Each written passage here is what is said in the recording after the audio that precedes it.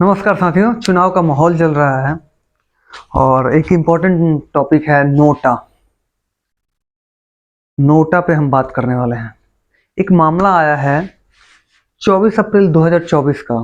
सूरत का मामला है, गुजरात में। एक कैंडिडेट है बीजेपी से जिनका नाम है मुकेश दलाल। तो चुनाव का जो कि रिजल्ट तो 4 जून को आने वाला है, लेकिन अभी ही इनके जीत का निर्णय आ चुका है। इन्हें जीत करार दे दिया गया है क्योंकि ये सूरत से जहां से लड़ रहे थे वहां पे कोई भी कैंडिडेट इनके खिलाफ में खड़ा नहीं था। एक कैंडिडेट खड़ा भी थे तो उनका नामांकन रद्द कर दिया गया और बाकी अलग अलग अन्य पार्टियों से जो लोग खड़े थे उन्होंने अपना नामांकन वापस ले लिया। तो इन्हें निर्विरोध जीत घोषित कर दी गई और ये जीत गए हैं। तो हम बात इस पे करने वाले हैं कि क्या नोटा के रहते हुए किसी भी उम्मीदवार को निर्विरोध जीत घोषित कर देना लोकतंत्र के हित में कहाँ तक सही है। नोटा आखिर है किस लिए? नोटा किस लिए है जब वो एक उम्मीदवार के खिलाफ में कुछ भूमिका ही अदा नहीं कर रहा है।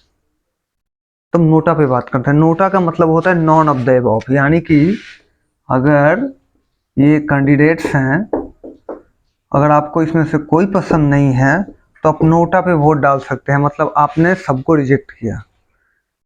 भारत में नोटा का मतलब राइट टू रिजेक्ट नहीं होता, जबकि इसका असली मतलब राइट टू रिजेक्ट होना चाहिए। तो इसी चुनाव में जो जीत मिली है मुकेश दलाल को, इस पे एक बहुत बड़े विख्यात, वो किसी मतलब परिचय के मोहताज नहीं है, शिव खेरा नाम है उनका, मोटिवेशनल स्पीकर हैं। उन्होंने सुप्रीम कोर्ट में PIL दायर किया है। देखिए, भारत में पहली बार नोटा का उपयोग जो हुआ था वो 2013 में हुआ था। उस समय चुनाव हुए थे दिल्ली, मध्य प्रदेश, छत्तीसगढ़ आदि में। उस समय नोटा का पहली बार उपयोग हुआ था। 2018 तक नोटा को अवैध मतों के रूप में गिना जाता था कि वो मत जो अवैध चले गए, लेकिन 2018 में इसे एक उम्मीदवार का दर्जा दिया गया। अगर पहली बार हम नोटा की बात करें तो पहली बार नोटा का जो प्रयोग हुआ था वो अमेरिका में हुआ था, और अमेरिका में पहली बार इसका प्रयोग हुआ था नेवादा में। अमेरिका के नेवादा में इसका पहली बार प्रयोग हुआ था। इसके बाद इसे कई सारे देशों ने अपनाया। ग्रीस ने अपनाया, इंडिया ने अपनाया। इंडिया 14वां देश है जिसने नोटा को अपनाया है। तो इसी पे शिव खेरा ने एक PIL दायर किया है कि क्या नोटा के रहते किसी उम्मीदवार को जीत घोषित किया जा सकता है? क्या नोटा राइट टू रिजेक्ट के मामले में आता है कि नहीं? राइट टू रिजेक्ट का मतलब है कि अगर किसी उम्मीदवार को 2 लाख वोट मिले और नोटा को 6 लाख वोट मिले, तो भारत में अभी ऐसी स्थिति है कि जिस उम्मीदवार को 2 लाख वोट मिले हैं उन्हें जीत करार दिया जाएगा, जबकि नोटा 6 लाख लेके भी कोई भूमिका अदा नहीं कर पा रहा है। तो आखिर नोटा है किस लिए? नोटा की भूमिका क्या है? इसी के लिए उसने PIL दायर किया है। और ये एक बहुत महत्वपूर्ण बात है। मतलब मुझे, मान लीजिए मुझे कोई उम्मीदवार पसंद नहीं आया, कोई उम्मीदवार योग्य नहीं है किसी भी कारण से, तो मैंने नोटा पे वोट दिया। पहले तो नोटा नहीं था तो लोग वोट देने ही नहीं जाते थे, तो वोट देने की जो संख्या थी उसमें कमी आ रही। इसके लिए नोटा का उपयोग किया गया ताकि लोग वोट देने जाएं, किसी भी हाल में जाएं और नोटा पे दे के आए। जिनको किसी उम्मीदवार में कोई दिलचस्पी नहीं है वो नोटा पे दे देगा। तो नोटा कितना भूमिका अदा करता है यही देखना है। नोटा को 2 लाख मिलते हैं, किसी उम्मीदवार को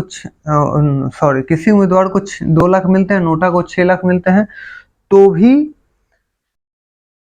वो उम्मीदवार जीत जाता है नोटा से ज्यादा वोट लेके। तो सुप्रीम कोर्ट में जिस वकील ने इनका PIL दायर किया है उसने कहा है सुप्रीम कोर्ट से कि नोटा को राइट टू रिजेक्ट की तरह इस्तेमाल किया जाना चाहिए। यदि नोटा को सारे उम्मीदवारों से ज्यादा वोट मिल जाता है, मतलब कोई भी उम्मीदवार नोटा से ज्यादा वोट नहीं लेता है, नोटा से हार जाता है, तो चुनाव फिर से होना चाहिए उस जगह पे। और जिन जिन उम्मीदवार को नोटा से कम वोट मिला है उनकी उम्मीदवारी अगले 5 साल के लिए रद्द कर देनी चाहिए। वो फिर से चुनाव नहीं लड़ेंगे और नए-नए उम्मीदवार को लाना चाहिए। क्या ये एक हद तक सही है या नहीं है? हम इस पे सुप्रीम कोर्ट के निर्णय का इंतजार करते हैं। सुप्रीम कोर्ट ने तत्काल ईसीआई को एक नोटिस जारी की है। ईसीआई यानी election commission of India, article 324 के तहत संविधान में एक प्रावधान है। इसके तहत ईसीआई एक इंडिपेंडेंट है, मतलब स्वतंत्र निकाय है, वो चुनाव कराता है पूरे भारत में। ईसीआई का निर्णय मांगा है कि ईसीआई इसके बारे में क्या कहती है, लेकिन शिव खेड़ा का ये कदम बहुत ही महत्वपूर्ण है, बहुत ही महत्वपूर्ण है।